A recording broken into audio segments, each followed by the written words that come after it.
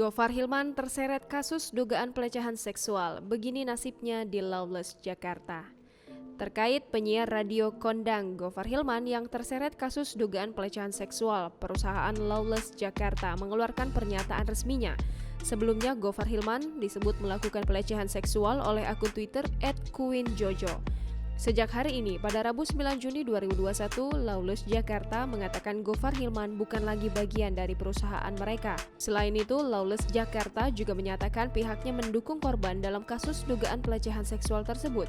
Pernyataan itu dikeluarkan lewat unggahan foto Instagram resmi pihak Lawless Jakarta @lawless_jkt pada Rabu 9 Juni 2021. Berikut pernyataan resmi pada unggahan tersebut. Kami tahu dan memantau isu yang sedang beredar menyangkut nama Gofar Hilman.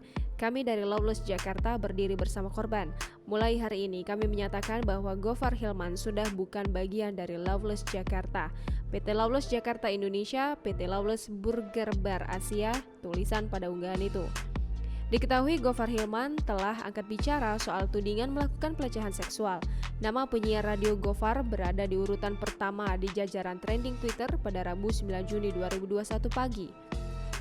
Hal tersebut lantaran ia diduga melakukan tindakan pelecehan seksual terhadap seseorang perempuan.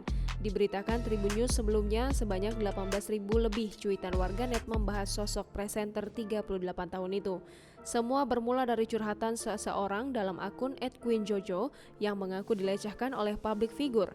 Dari kejadian itu, sang pemilik akun merasa trauma hingga gemetar ketika lihat sosoknya di televisi. Lantas dalam sebuah utas, ia menceritakan kronologis saat jadi korban pelecehan seksual. Dengan nama akun Nyelaran, dimulai cerita di tahun 2018 lalu saat mendatangi acara dengan bintang tamu Gofar. Terganggu dengan perilaku Gofar, ia pun merasa lebih tidak terima respon dari orang-orang di sekitarnya. Perihal utas tersebut, Gofar lewat akun pribadinya @pergijauh angkat bicara.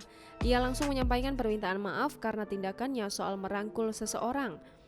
Meski begitu, ia membantah telah melakukan tindak pelecehan seksual, lantaran pada saat acara ada satu panitia dan asisten yang mendampinginya. Berdasarkan cerita kedua orang itu, jelas disampaikan Gofar tidak melakukan tindak pelecehan seksual.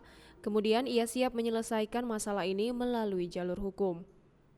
Ia berharap dapat menyelesaikan permasalahan ini secepat mungkin.